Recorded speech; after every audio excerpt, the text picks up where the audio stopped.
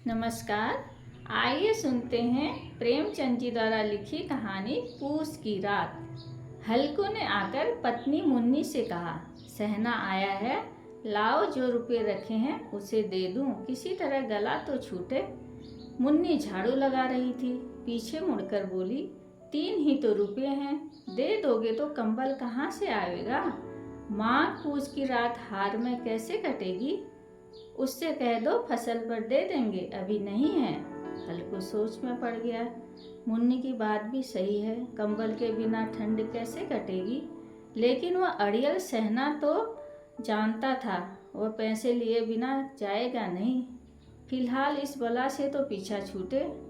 हल्कू अपनी पत्नी से खुशामद करते हुए बोला, दे देना पैसे, कम से कम यह पीछा तो छोड़ेगा, और कंबल के लिए मैं तब तक कोई दूसरा उपाय सोच लूँगा। मुन्नी गुस्से से बोली, तुम तो चुप ही रहो, बताओ जरा कौन सा उपाय है तुम्हारे पास। ऐसे ही कोई तुम्हें कंबल तो खैरात में देगा नहीं। न जाने कौन सा कर्ज है जो कभी चुकता ही नहीं। तुम खेती करना छोड़ दो, क्या फायदा खेती का, जो फसल होते ही पूरी कमाई कर्ज चुकाने में चली जाए। तुम्हें जो सही लगे करो, पर मैं पैसा न दूंगी। हल्कू उदास हो गया और धूमे से बोला, तो क्या मैं उसकी गाली खाऊं। यह सुनकर मुन्नी का मन पसीज गया और बोली, ऐसे कैसे गाली देगा, क्या उसका राज चलता है यहाँ। पर मुन्नी जानती थी कि हल्कू की बात में कड़वी सच्चाई है। वह चुपचाप आले से रुपए निकाल लाई और हल्कू के हाथ में थमाते हुए बोली, मैं फिर कहती हूँ, खेती बाड़ी छोड़ दो, मजदूरी करोगे तो कम से कम किसी की सुननी तो नहीं पड़ेगी, और 2 वक्त का खाना तो नसीब होगा। हल्कू रुपये लेकर चुपचाप सिर झुकाए बाहर चले गया। हल्कू उन 3 रुपयों की अहमियत जानता था, जिसे उसने पाई पाई जोड़कर कंबल खरीदने के लिए जमा किए थे। सहना को रुपये थमाते हुए हल्कू के हाथ जैसे कांपने लगे, जैसे वह सीने से अपना दिल निकालकर सहना की हथेली में रख रहा हो। वक्त बीतता गया, पूस की वो कड़कड़ाती सर्द रातें भी आ गई। हल्कू अपने खेत के किनारे मचान के नीचे पुरानी सी चादर ओढ़े कप कपाता हुआ बैठा था, और उसका कुत्ता जबरा भी उसके साथ था, जो सर्दी के कारण कूं कूं की आवाज़ निकाले जा रहा था। ठंडी इतनी ज़्यादा थी कि दोनों की आंखों से नींद कोसों दूर थी। हल्कू ने अपनी गर्दन को घुटनों से सटाते हुए कुत्ते से कहा, जब पता था कि यहाँ इतनी ज़्यादा ठंड है तो क्यों मेरे पीछे पीछे खेत में आ गया। घर में होता तो इतनी ठंड तो नहीं लगती, अब पड़े रहो ठंड में यहाँ। जबरा शांत हो गया। उसे पता चल गया था कि उसके मालिक को कूकी की आवाज़ से नींद नहीं आ रही है। हल्कू गर्दन को घुटने पर सटाकर सोचने लगा, सब किस्मत किस्मत की बात है। हम यहाँ ठिठुरते हुए रात काट रहे हैं, और वो पैसे वाले बिना कुछ किए ही मज़ा लूट रहे हैं। फिर जबरे को देखकर बोला, आज यह रात किसी तरह काट ले, कल मैं तेरे लिए यहाँ पुआल बिछा दूंगा, तब ज़्यादा ठंड न लगेगी। हल्कू वहीं ज़मीन पर लेट गया, लेकिन जैसे ही उसने आँख बंद की, ठंड की चुभन पूरे शरीर में सुइयाँ चुभोने लगी। हल्कू ने अपने पास बैठे कुत्ते को उठाया और उसे गोद में लेकर लेट गया। जबरे को भी गर्माहट मिल रही थी। वह आंख मूंदकर सोने की कोशिश कर ही रहा था कि तभी जबरे को आहट सुनाई दी। जबरा मचान से बाहर निकला और इधर उधर दौड़ते हुए जोर से भौंकने लगा। कुछ देर बाद आकर हल्कू से सटकर बैठ गया। ठंड कम होने का नाम ही नहीं ले रही थी। हल्कू उठकर बैठ गया। हल्कू को ठंड से ऐसा लग रहा था कि जैसे उसका खून जम गया हो। हल्कू के खेत के सामने ही आम का बड़ा सा बगीचा था। हल्कू सोचने लगा कि क्यों न पेड़ों के नीचे से सूखे पत्ते लाकर आग सेक लूं। हल्कू उठा और एक सूखे पौधे को उखाड़कर उसे मसाल की तरह जलाकर पेड़ों की ओर चल पड़ा और बगीचे से पेड़ों की पत्तियों को बटोरने लगा। ठंड में नंगे पांव पर कंकड़ तो मानो तीर की तरह चुभ रहे थे। हल्कू जितनी पत्तियां समेट सकता था समेट लिया और मचान की तरफ चल पड़ा। मचान के बाहर पहुंचकर हल्कू ने पत्तों में आग लगा दी। देखते ही देखते आग धधकने लगी। हल्कू और जबरा वहीं आग के पास बैठ गए।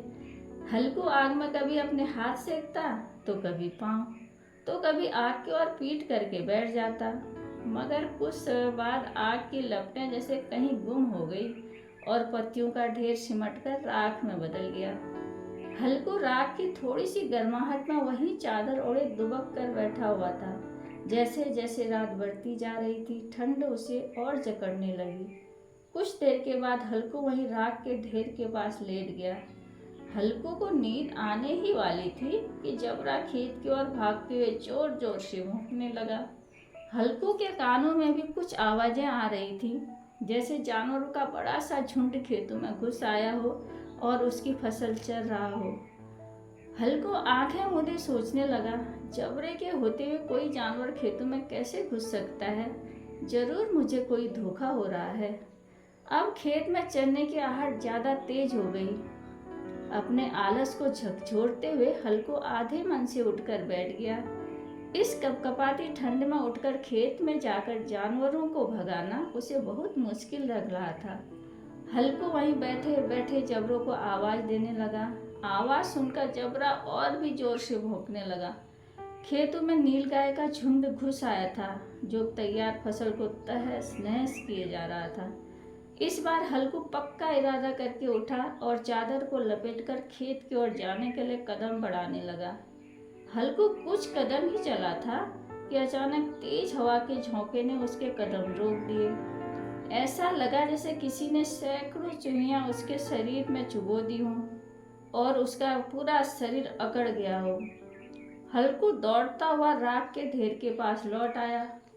जबरा खेतों के पास भौंकता रहा और हल्कू उस राख के ढेर के पास सिकुड़ कर बैठ गया। जानवरों के झुंड ने खेत को तहस नहस कर दिया। हल्कू उसी राख के ढेर के पास चादर ताने सो गया और जानवरों के जान के बाद जबरा भी हाँफते हुए हल्कू के पास आकर बैठ गया। सुबह जब हल्कू की आंख खुली तो दिन चढ़ आया था।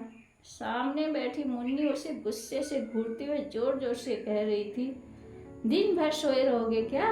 उठकर देखो तो सही, जानवरों ने पूरी फसल बर्बाद कर दी है। अब हम क्या करेंगे? तुम्हारे रात भर खेत में होने का क्या फायदा? अगर सोना ही था तो घर पर ही पड़े रहते।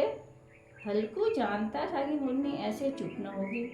उसने बहाना बनाते हुए कहा, तुझे तो बस खेत की पड़ी है। मैं यहाँ रात में मरने से बाल बाल बचा। रात को मेरे सीने में इतना तेज दर्द उठा कि मैं हिल भी नहीं पाया। मैं ही जानता हूँ कि मैंने दर्द के साथ कड़कड़ाती ठंड की रात कैसे काटी। यह सुनकर मुन्नी कुछ न बोली। दोनों खेतों के पास आकर रौंदे हुए खेतों को देखने लगे। मुन्नी उदास स्वर में बोली, लगता है अब मजदूरी करके ही दिन काटने पड़ेंगे। हल्कू के चेहरे पर हल्की सी मुस्कान बिखेरते हुए कहा, चलो कम से कम इस सर्द रात में यहाँ सोना तो नहीं पड़ेगा। और अब हल्कू के चेहरे पर एक अलग ही शांति थी। धन्यवाद।